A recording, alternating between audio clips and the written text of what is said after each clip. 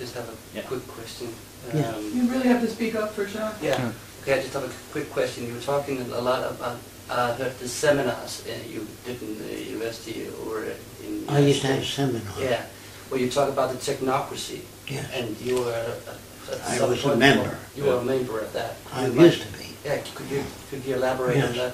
When I went to California, this guy that flew the airplane that didn't bomb munition works, he didn't know why. He found out after the war there was a book called Arms and the Men, and he was a member of technocracy.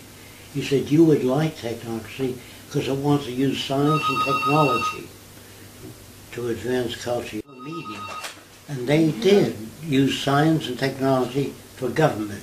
And I thought that was wonderful, so I joined right away. Yes. But after a few weeks, the meetings were very good. They were about technology. So I said, I don't see any blacks in the organization. To Howard Scott, he was the chief engineer. He said, well, let them start their own section. Now that bothered me, see, because I couldn't defend technocracy then. Then I said, how about Orientals? I don't see any Orientals. He said, he was sincere, by the way. He said, the Oriental mind can't grasp technology. Now don't forget, when I was a kid, all the Orientals wore pigtails, and a little black hat, and the button suits, they were all black, and they had their hands in their sleeves, and they all behaved alike, just like Irish kids behave like Irish kids. Well, Italian kids like Italian kids. Do you understand that? And, So I could see that maybe after 2 or 3 generations, the Orientals would be, hey Mac, have you got a cigarette? Just like we speak. He said, no, the Orientals are different. So I resigned because I could not defend that. Do you understand? Yeah. I asked a lot of engineers when I worked for the aircraft company to come and listen to Howard Scott. He was the chief engineer of technocracy. He spoke at the Shrine Auditorium to thousands of people during the Depression. So I asked Italians and Greeks, they were all different nationalities that worked at the aircraft company, and he attacked the Italians. He said, the goddamn WAPs brought the mafia from Italy, you know. I said, well, that's a certain small group. He said, no, the Italians have inclinations along those lines. And the Jews are inclined toward money. And the Irish are inclined toward becoming alcoholics. And the Polacks are dumb, because the Polacks believed in the cavalry and horseback. And the Germans believed in war tanks. So they wiped out the Poles very easily, because they didn't make the change.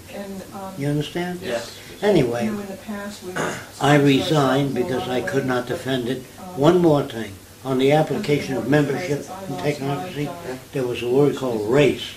And that bothered me.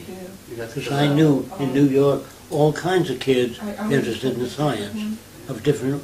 When you take them away from their little group, they become international. So I used to work on kids, making them international and general science, you know. But mothers, when they saw me coming down the street, they pulled their kids in the house. Can you understand that? Okay. Like schools. When they find out what I talk about, they try not to invite me, because you can't manage students that are well informed. Can you understand that? I understand why they do it, but I don't think that they're very bright to do that. They should not be afraid of ideas and not be afraid of criticism.